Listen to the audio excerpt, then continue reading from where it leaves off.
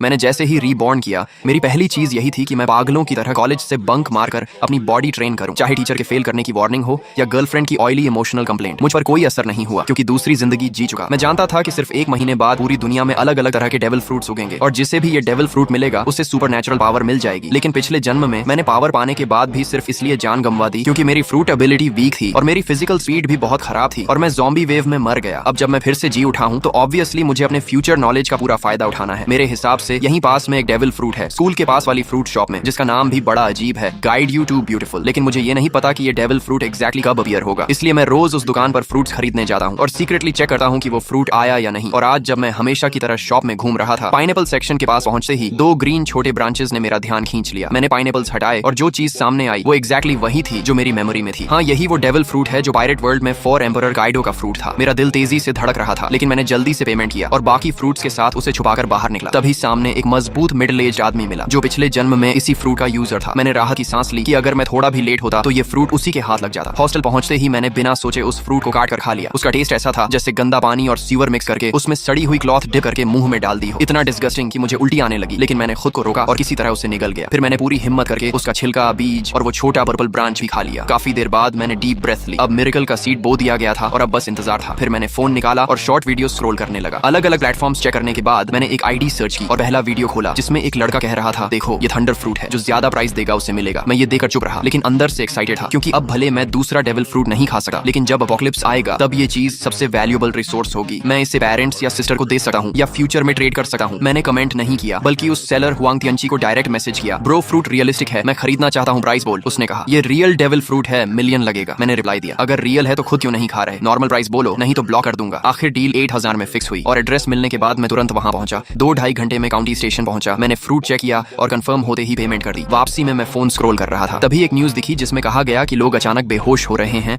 और उनके शरीर पर स्पॉट्स आ रहे हैं। एक्सपर्ट्स इसे न्यू फ्लू बता रहे थे, लेकिन ये वही साइन था जो पिछले जन्म में अपोकलिप्स से पहले आया था। मैं तुरंत हॉस्टल भागा और पैक्ड सामान लेकर निकलने लगा। तभी पीछे से चीख सुनाई दी और कई लोग गिरने लगे, उनके शरीर पर स्पॉट्स आने लगे। अचानक प्रेशर आया और सब फ्रीज हो गए। फिर जो बेहोश थे वो म्यूटेट होकर ज़ॉम्बीज बन गए और डॉर्म्स से बाहर भागने लगे। इस केओस में मुझे अपने अंदर ब्लड लाइन पावर एक्टिवेट होती महसूस हुई। मेरा शरीर ट्रांसफॉर्म होने लगा, स्किन पर ड्रैगन स्केल्स आए, सिर पर हॉर्न्स और हाथ क्लॉज बन गए। मैं बीस्ट फॉर्म में बदल गया। अब मेरी स्ट्रेंथ, स्पीड, डिफेंस, रिकवरी सब बढ़ चुकी थी। तभी 2 ज़ॉम्बीज ने मुझ पर हमला किया, लेकिन मैंने उन्हें तुरंत उड़ा दिया। फिर एक और ज़ॉम्बी आया जिसे मैंने फायर ब्रेथ से खत्म कर दिया, लेकिन इससे मेरी स्टेमिना काफी कम हो गई क्योंकि डेविल फ्रूट पावर स्टेमिना पर डिपेंड करती है। मैं काइडो जैसा मॉन्स्टर नहीं था, इसलिए पूरी पावर यूज नहीं कर सका था।